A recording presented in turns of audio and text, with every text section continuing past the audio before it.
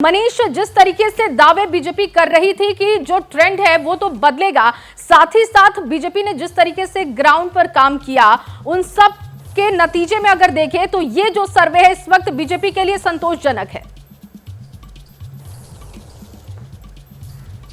बिल्कुल, बीजेपी के लिए न सिर्फ संतोषजनक है बल्कि अगर बात की जाए साल 2014, 2019 और अब 2024 का जो चुनाव है, तो जैसे मोदी सरकार यानी कि प्रधानमंत्री नरेंद्र मोदी की तिकड़ी है, तो इन सर्वे के आंकड़ों से ऐसा लगता है कि राजस्थान में बीजेपी को जो 25 सीटें लगातार 2 बार मिलती रही, उसकी भी हैट्रिक बनने वाली है।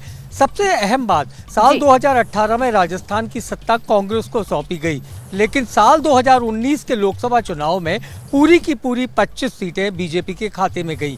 तो यहाँ सरकार बनने का कोई मायने उस वक्त नजर नहीं आया।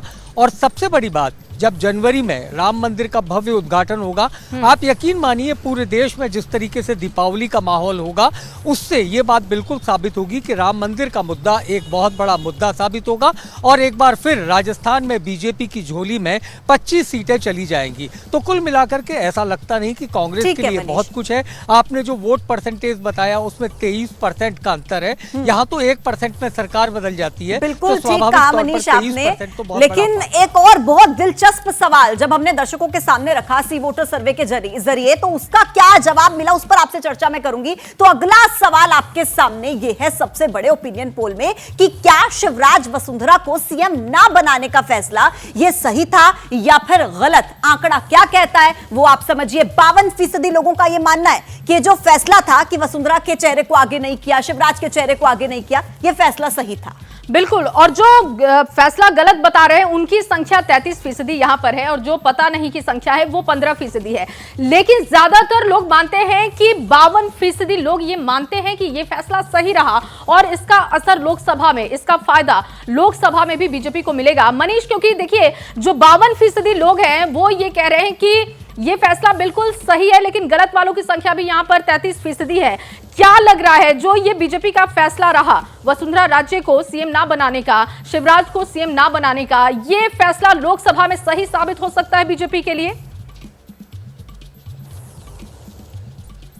राजनीति में कहा जाता है out of sight out of mind, यानी अगर 52% जनता ये मानती है कि वसुंधरा को आगे किए बगैर अगर बीजेपी 115 सीटें यानी पूर्ण बहुमत लेकर पहुंच सकती है, तो यकीन मानिए लोकसभा चुनाव में भी ये फैक्टर बिल्कुल काम नहीं करेगा, क्योंकि बीजेपी ने जिस तरीके से दूसरी पीढ़ी को आगे किया है, लेकिन इस पीढ़ी के आगे करने के बावजूद अगर सबसे बड़ा चेहरा कोई है तो वो है प्रधानमंत्री नरेंद्र मोदी का।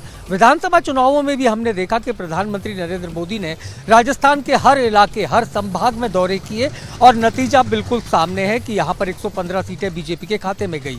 ऐसे में कोई एक नेता विशेष, कोई एक चेहरा विशेष, कोई बहुत ज्यादा असर डाल पाएगा ऐसा नहीं लगता। हाँ, वसुंधरा का असर निश्चित तौर पर राजस्थान के ज्यादातर इलाकों में है, लेकिन लोकसभा चुनाव में लेकिन मनीष, ज्यादातर इलाकों में प्रभाव है, लेकिन उसके बावजूद चेहरा आगे नहीं किया गया और फिर भी बम्पर जीत बीजेपी को वहां से मिल जाती है।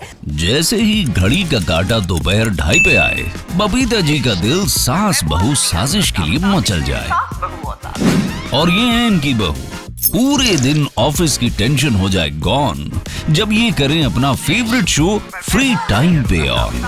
इनकी तरह आप भी देखिए अपना फेवरेट शो अपने टाइम पर और डाउनलोड कीजिए एबीपी लाइव ऐप अपने स्मार्ट टीवी पर।